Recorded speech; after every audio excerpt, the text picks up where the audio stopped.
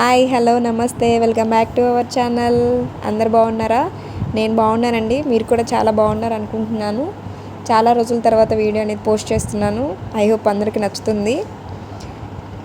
ఈరోజు నేను చేసిన వీడియో ఏంటి అంటే చాలా సింపుల్గా టేస్టీగా చికెన్ కర్రీ ఏ విధంగా చేసుకుందాం అనేది చూద్దాము. అది నా స్టైల్లో చేశానండి. ఐ హోప్ నచ్చుతుంది అనుకుంటున్నాను. నేను ముందుగా కేజీ చికెన్ తీసుకొని అందులో 1 టీ స్పూన్ ఉప్పు, కొంచెం పసుపు, 2 టీ స్పూన్ల కారం, కొంచెం అల్లం వెల్లుల్లి పేస్ట్, కొంచెం పెరుగు, ఆయిల్ యాడ్ చేసి బాగా మ్యాగ్నేట్ చేసేసి కలిపేసి పక్కన పెట్టేశానండి. ఇప్పుడు స్టవ్ వెలిగించి ఒక బాండి పెట్టుకొని అందులో కొంచెం ఆయిల్ అనేది యాడ్ చేశాను. అందులో ఒక బిర్యానీ ఆకు, 4 లవంగం మొగ్గలు, ఒక దాల్చిన చెక్క, ఒక యాలుక్కాయ వేసి దోరగా వేయించుకున్నానండి. అవి కొంచెం వేగిన తర్వాత ముందుగా కట్ చేసి పెట్టుకున్న ఉల్లిపాయలు తురిమి వేసేసాను.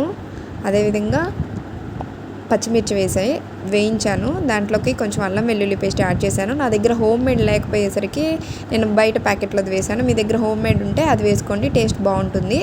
అదేవిధంగా అవి కొంచెం వేగనిచ్చిన తర్వాత ముందుగా కట్ చేసి పెట్టుకున్న టమాటో అయితే వేస్తున్నానండి. టమాటో మీకు గుజ్జు కొంచెం ఎక్కువగా కావాలి అనుకుంటే ఇష్టపడే వాళ్ళు అడిషనల్గా ఇంకో టమాటో అనేది యాడ్ చేసుకోండి. ఇవి కొంచెం మగ్గడానికి మూత పెట్టేసి ఒక 2 మినిట్స్ అలా వదిలేయండి.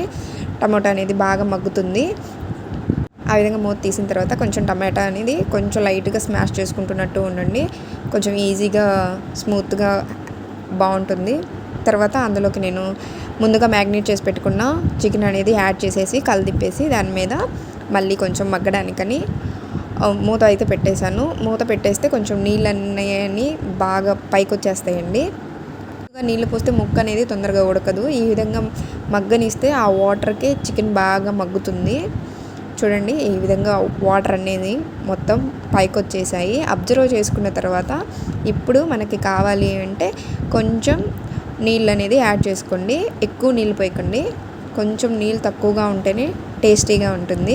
ఈ విధంగా కొంచెం నీళ్లు పోసిన తర్వాత మూత అనేది పెట్టుకుందాం. కొంచెం ఉడకడానికి టైం పడుతుంది కాబట్టి ఈలోపు మనం మసాలా తయారు చేసుకుని దాంట్లో ఆ మసాలా నేను మిక్సీలో వేసేసి కొంచెం వాటర్ కూడా యాడ్ చేశాను, పేస్ట్ లాగా. మీకు కావాలంటే పొడి పొడిగా అయినా వేసుకోండి.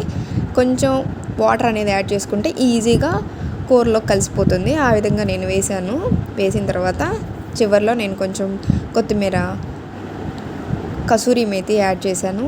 అంతే, simple and tasty chicken curry ready. మీకు కనుక నచ్చినట్లయితే please subscribe my channel. Thank you.